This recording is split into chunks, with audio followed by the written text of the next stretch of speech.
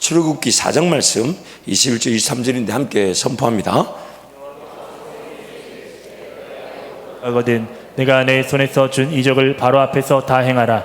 그러나 내가 그의 마음을 강팍하게 한즉 그가 백성을 놓지 아니하리니 너는 바로에게 이르기를 내 여호와의 말씀에 이스라엘은 내 아들 내 장자라. 내가 내게 이르기를 내 아들을 놓아서 나를 섬기게 하라 하여도 내가 놓기를 거절하니 내가 내 아들 내 장자를 죽이리라 하셨다 하라 하시니라.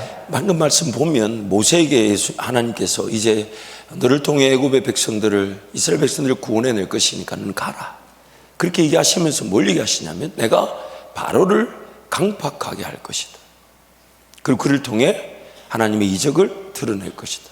그래서 종종 이런 질문하죠. 그럼 바로는 억울한 것 아닙니까? 바로는 억울한 것 아닙니까? 바로가 하나님께서 강팍하게 하셔서 그렇게 10가지 재앙을 드러내는 도구로, 진노의 도구로 쓰임받았다면 그럼 바로 입장에서는 억울한 것 아닙니까? 이렇게 질문을 던질 수 있는 거죠. 그래서 그 로마서 9장에 그의 답을 우리에게 제시하고 있습니다. 로마서 말씀 9장 말씀 길지만 우리 한 절씩 교독하면요, 모세에게 이르시되 내가 긍휼히 여길 자를 긍휼히 여기고 불쌍히 여길 자를 불쌍히 여기리라 하셨으니 그런즉 원하는 자로 말미암음도 아니요 다른 박질하는 자로 말미암음도 아니요 오직 긍휼히 여기시는 하나님으로 말미암음이니라. 성경이 바로에게 이르시되 내가 이 일을 위하여 너를 세웠으니 곧 너로 말미암아 내 능력을 보이고 내 이름이 온 땅에 전파되게 하려 함이라 하셨으니 그런즉 하나님께서 하고자 하시는 자를 긍휼히 여기시고 하고자 하시는 자를 완악하게 하시느니라. 혹 내가 내게 말하기를 그러면 하나님이 어찌하여 허물하시느냐 누가 그 뜻을 대적하느냐 하리니 이 사람아 내가 누구에게 감히 하나님께 반문하느냐 지음을 받은 물건이 지은 자에게 어찌 나를 이같이 만들었느냐 말하겠느냐. 토기장이가 진흙 한 덩이로 하나는 기 있을 것을 하나는 천 있을 것을 만들 권한이 없느냐. 만일 하나님이 그의 진노를 보이시고 그의 능력을 알게 하고자 하사 멸하기로 준비된 진노의 그릇을 오래 참으심으로 관용하시고 또한 영광 받기로 예비하신 바 긍휼의 그릇에 대하여 그 영광의 풍성함을 알게 하고자 하셨을지라도 무슨 말을 하리요. 이 그릇은 우리 곧 유대인 중에서뿐 아니라 이방인 중에서도 부르신 자니라. 이 방금 읽었던 22절 말씀 보면 하나님께서 진노하기로 정하신 자들을 오래 참으심으로 관용하셨다. 즉 만약 바로를 심판하셔야 된다면 강팍함 정도가 아니라 바로를 바로 그 자리에서 죽이셨어야만 했습니다. 근데 그렇게 하지 않으시고 그 강팍함이라는 그런 기회를 바로에겐 기회가 되게 하시지만 또 이스라엘 백성들에게는 구원의 기회, 즉 하나님의 영광의 능력을 보는 기회가 되게 하셨다. 그렇게 성경이 말하는 거죠. 그래서 이 부분을 좀 더 명확하기 위해서 제가 4가지로 한번 명제를 정리해 봤습니다. 18절 말씀 보니까 하나님께서 하고자 하시는 자를 긍휼히 여기시고 또한 하고자 하시는 자를 완악하게 하셨다라고 로마서 9장 18절에서 얘기했어요. 4가지로 보면 모든 사람은 죄인으로서 그 죄의 심판으로 완악함을 당할 수밖에 없습니다. 죄가 사람을 완악하게 만들기도 하고 또한 하나님께서 죄인들을 완악함으로 심판하시기도 합니다. 완악과 강팍 등의 심판을 모든 죄인이 피할 수 없었는데 하나님께서는 그 가운데서 긍휼히 여길 자를 긍휼히 여겨 주시는 것입니다. 그래서 반문될 수가 없습니다. 하나님의 긍휼로 구원함은 어떤지 죄의 결과로 강팍감을 당하고 결국에는 사망에 이르든지 간에 하나님을 허물할 수 없는 것입니다. 지금 이 부분을 로마서 9장에서 길게 설명을 하고 있는 것이죠. 하나님이 바로를 강팍케 하셨습니다. 그러나 바로를 강팍케 하신 것은 분명한 근거가 있었죠. 즉 바로가 하나님을 인정하지 않았습니다. 죄 가운데 사로잡히셨어요. 그래서 하나님 그 죄의 심판으로 바로를 강팍케 하셔도 그는 하나님이 강팍케 하신 것 때문에 진노의 그릇으로 쓰임받았다 할지라도 바로가 강팍케 된 것은 바로의 죄 때문이었습니다. 그러나 하나님은 그 죄 가운데 있는 이스라엘 백성들 우리를 바로처럼 강팍케 하거나 완악하게 하거나 그래서 그 고집으로 기에 그렇게 살다가 죽음에 처하게 내버려 둬도 되는데 하나님은 우리에게는 긍휼을 베푸셨다는 거예요. 긍휼을 베푸셨다는 거예요. 그러니 하나님은 불공평합니다 라고 아무도 말할 수가 없는 겁니다. 그렇게 바로가 강팍감을 당했다 해도 그 강팍감은 자기의 죄로 말미암은 것이고, 우리가 구원을 받은 것은 우리가 어떤 자랑할 수 있는 것이 아닌 하나님이 긍휼히 여기시겠다는 그 하나의 이유 때문에 긍휼히 여김을 받은 것이니, 하나님 때문에 바로는 그렇게 진노의 도구로 멸망을 당했다 말할 수 없고, 또한 우리는 뭔가 자격이 있어서 구원을 받았다 말할 수 없습니다. 오늘 바로의 그 강팍함처럼 오늘 우리도 그런 강팍함이 있을 수 있습니다. 단지 바로하고 우리하고 차이점은요, 그 바로의 강팍함이 끝까지 하나님을 믿지 않고 고집스럽게 완고하여 그 홍해 가운데 빠져 죽게 되었다는 것과, 우리의 강팍함은 하나님이 그렇게 완고하게 홍해 가운데 빠져 죽지 않도록 막아주신다는 것, 그 두 차이밖에 없습니다. 우리도 바로처럼 죄의 지배를 당하고 있습니다. 그래서 오늘 본문 말씀이 그 13절에서 15절 말씀이 오늘 우리에게 다시금 당부하는 말씀이에요. 함께 석절 말씀 선포합니다. 그러나 그들은 그가 행하신 일을 곧 잊어버리며 그의 가르침을 기다리지 아니하고 광야에서 욕심을 크게 내며 사막에서 하나님을 시험하였도다. 그러므로 여호와께서는 그들이 요구하는 것을 그들에게 주셨을지라도 그들의 영혼은 쇠약하게 하셨도다. 그들이 요구하는 것은 줬는데 그들의 영혼은 어떻게 만드셨다고요? 쇠약하게. 그들의 요구가 뭐였냐면 이런 거예요. 그 홍해 바다를 하나님께서 갈라주셔서 사막을 지나가듯 지나가게 하셨잖아요. 마른 땅을 지나가게. 그래가지고 출애굽기 14장 15장 얼마나 찬양하고 미리암이 소고치고 막 노래하고 온 백성이 영광을 돌립니까? 그리고 딱 돌아섰는데 그 마라라는 쓴물을 만나가지고, 그 조금만 더 가면 엘림이라는 그 종려나무 70주가 있는 그런 오아시스가 그 길에 준비되어 있는데, 그 마라라는 쓴물 만나서 마실 게 없다, 우리는 끝났다, 우리는 먹을 게 없다, 우리는 끝났다. 지금 하나님을 믿지 못해서 그렇게 끝났다라고 말하는 그들, 그래서 출애굽기 7장 8장에 뭐라고 얘기하십니까? 그래, 좋다, 내가 너희들에게 먹을 걸 주겠다, 마실 걸 주겠다. 그래서 과연 너희들이 그 먹을 것 마실 것이 해결되면 하나님의 말씀을 지키는지 아니 지키는지 한번 보자. 그들의 요구에 대해서는 다 응대해 주셨지만, 그러나 그들의 영혼은 그 죄 가운데 잘못된 요구를 하는 것인 줄도 모르고, 하나님을 원망하는 건 줄도 모르고, 하나님을 불평하는 건 줄도 모르고, 하나님을 시험하는 건 줄도 모르고 하나님을 시험하고 있는 그 죄를 하나님이 다루시기 위해 그들의 영혼은 어떻게 하게 만드셨다고요? 쇠약하게 만드셨다. 쇠약하게. 하지만 하나님은 그 쇠약하게 만들어도 그 영혼들은, 그 백성들은 끝까지 붙들고 계셔서 구원하신다는 거예요. 그래서 오늘 본문 8절에 이렇게 얘기하는 거죠. 8절 말씀 함께 선포합니다. 그러나 여호와께서는 자기의 이름을 위하여 그들을 구원하셨으니 그의 큰 권능을 만인이 알게 하려 하심이로다. 잘한 게 하나도 없는데, 뭔가 순종하고 뭘 따르고 뭘 듣고 이런 게 하나도 없지만, 죄 가운데 여전히 빠져 있지만 그들을 포기하지 않는 이유는 하나님 그분의 이름 때문에, 우리를 자녀 삼으셨다는 하나님 이름 때문에 우리를 구원하시는데, 그래서 그들이 그 마실 거 없다고 불평하고 먹을 게 없다고 원망하고 못 산다고 하나님을 시험하는 중에도 그들, 하나님께서 그들의 요구는 다 들어주셨지만 영혼은 쇠약하게 만드신다. 오늘 우리의 신앙생활이 이러한 과정 속에 있는 겁니다. 세상 살아가면서 지금 당장 하나님이 뭘 원하시는지 알죠. 그러나 그거는 잘 안 된다라고 내버려 두고 그러나 먹어야 되고 마셔야 되고 입어야 되는 거, 그건 또 해결해 달라고 기도합니다. 이거 해결해 주지 않으면 못 마셔요. 이거 해결해 주지 않으면 우리는 못 살아요. 근데 하나님이 그 요구를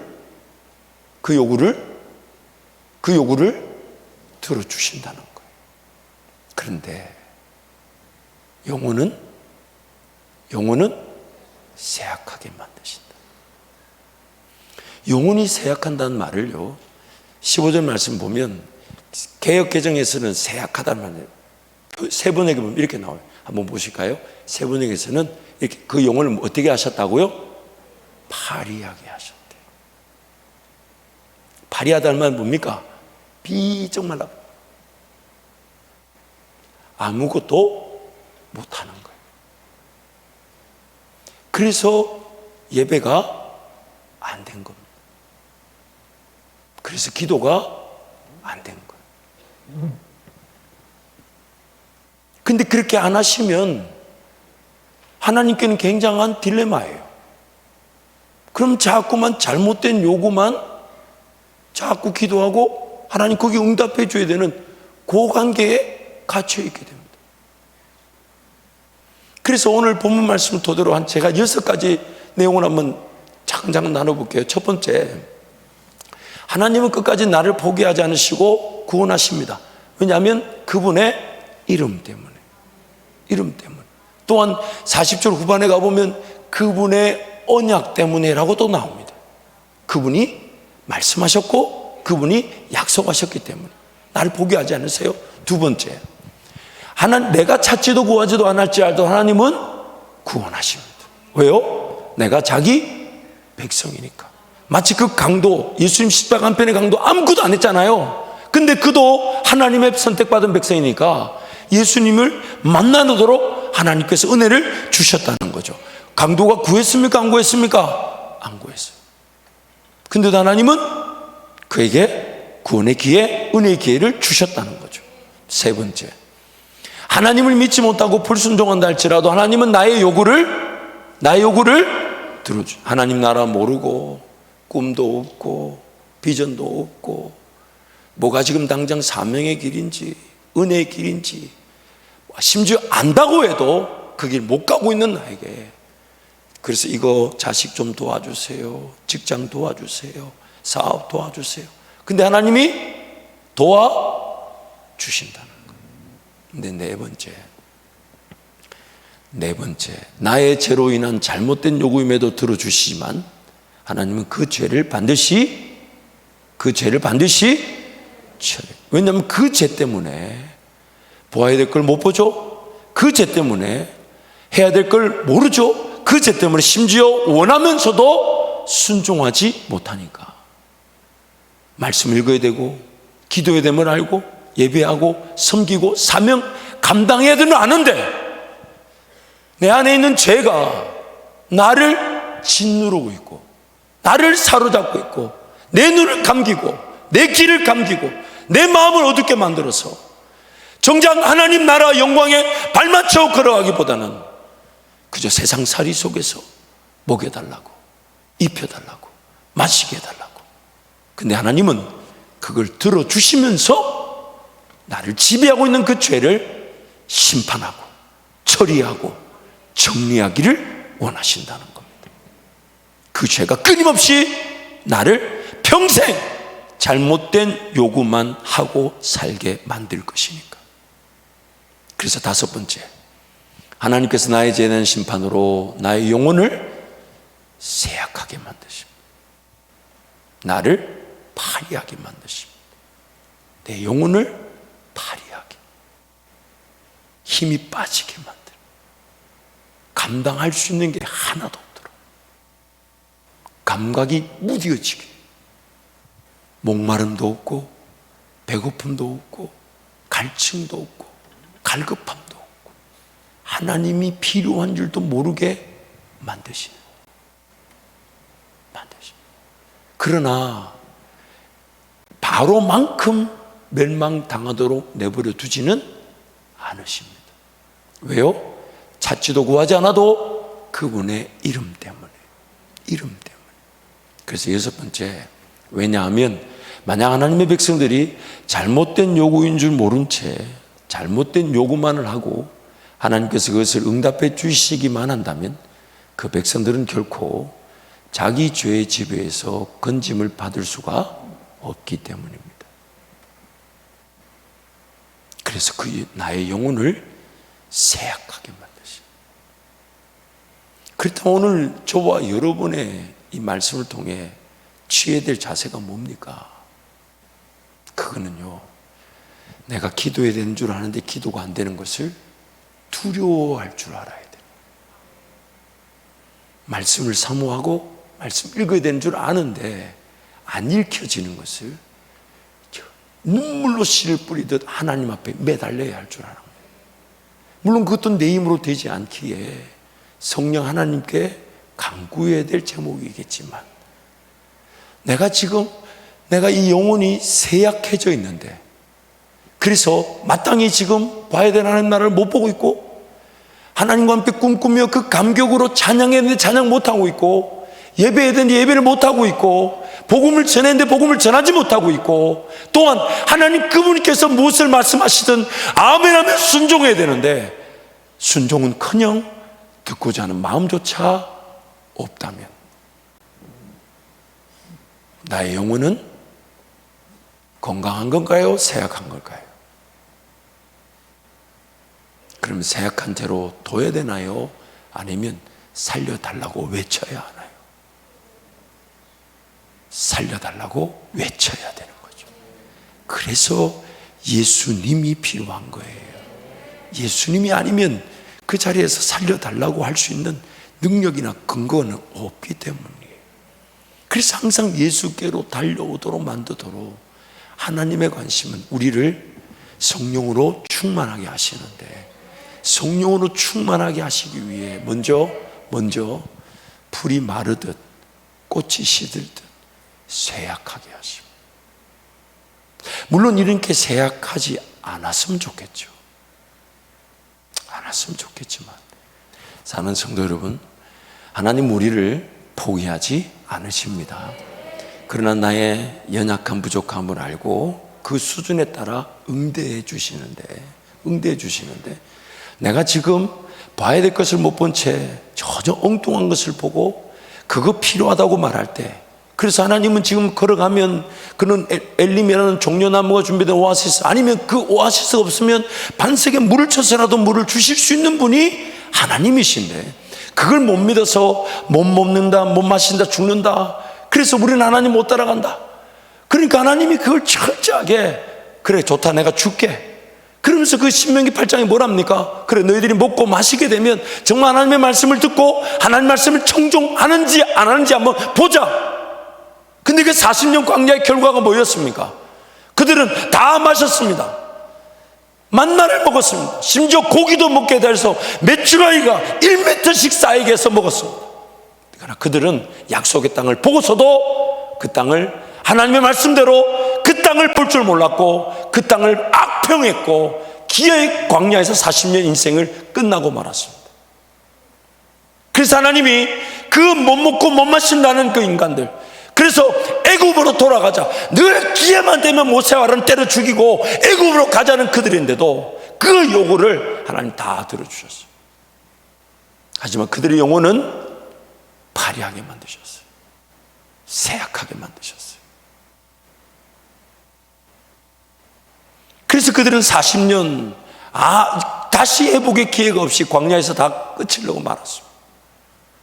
하나님이 계획하셨던 약속의 땅을 보지는 못한 채 영혼이 쇠약해졌는데, 영혼이 쇠약해진 줄도 모른 채 끊임없는 원망, 불평, 하나님 시험. 그래서 리더십을 시험하고 금송아지를 만들고, 그리고 모압의 그런 그 종들하고 그런 우상 숭배에 빠지고 음행에 빠지고, 그래서 땅에 입을 삼키기도 하고 전염병으로 죽기도 하고. 근데 그 영혼이 쇠약해져서 원망은 더 큰 원망으로, 불평은 더 큰 불평으로, 불만은 더 큰 불만으로 그들을 더 괴롭혔던 겁니다. 그래서 오늘 본문 읽지 않았지만 40절부터 49절에 이렇게 결론처럼 말씀을 제시합니다. 우리 함께 선포합니다. 그러므로 여호와께서 자기 백성에게 맹렬히 노하시며 자기 기업을 미워하사 저희를 열방의 손에 붙이심에 저희를 미워하는 자들이 저희를 치리하였도다. 저희가 원수들의 압박을 받고 그 수하에 복종케 되었도다. 여호와께서 여러 번 저희를 건지시나 저희가 꾀로 거역하며 자기 죄악으로 인하여 낮아짐을 당하였도다. 그러나 여호와께서 저희의 부르짖음을 들으실 때에 그 고통을 권고하시며 저희를 위하여 그 언약을 기억하시고 그 많은 인자하심을 따라 뜻을 돌이키사 저희로 사로잡은 모든 자에게서 긍휼히 여김을 받게 하셨도다. 여호와 우리 하나님이여, 우리를 구원하사 열방 중에서 모으시고 우리로 주의 성호를 감사하며 주의 영예를 찬양하게 하소서. 여호와 이스라엘의 하나님을 영원부터 영원까지 찬양할지어다. 모든 백성들아 아멘 할지어다. 할렐루야. 아멘. 그러므로 여러분 몇 가지만 딱 기억하시죠. 첫 번째, 하나님은 나를 절대로 포기하지 않으신다. 절대로 포기하지 않으신다. 그리고 포기하지 않으시는 하나님의 목적에는 내가 죄의 용서만 받는 것이 아니라 죄의 지배에서 건짐을 받는 것이니까. 근데 그 죄의 지배가 뭐냐? 내 육체와 욕심과 정욕인 줄도 모르고, 그래서 기도할 줄 모르거나 기도한다고 하면서 정욕으로 쓰려고 잘못 구하고 있으니까 하나님이 그것을 다루기를 원하신다는 거예요.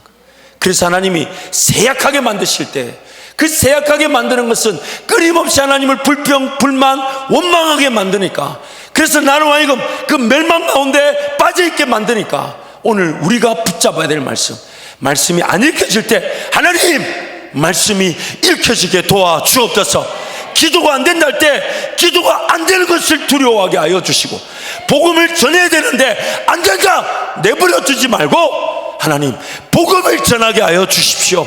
예수 복음 전하게 하여 주시고, 내 기만 만족하는 것이 아니라 단 한 가지 말씀이라도 순종하게 도와주옵소서.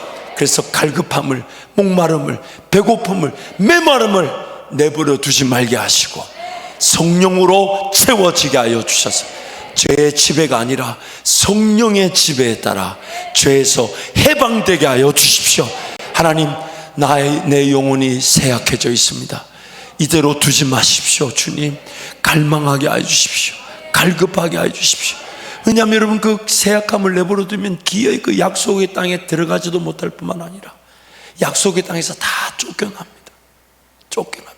하나님 끊임없이 기회를 주지 않니? 그 쇠약해져 가는데 계속 돌아와야 돼.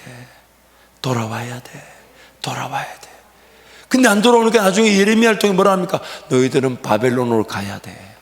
거기 가서도 그 땅에 집을 짓고 그 땅의 정치, 경제 구조 속에 순종하면서 인내해야 돼. 이미 기회가 박힌 거예요. 물론 바로처럼 홍해에 빠져 죽도록 내버려 두진 않으십니다. 그분 이름 때문에.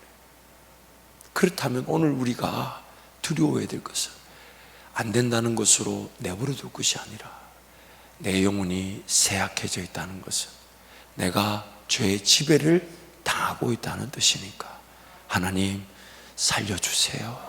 하나님 살려주세요. 하나님 살려주세요.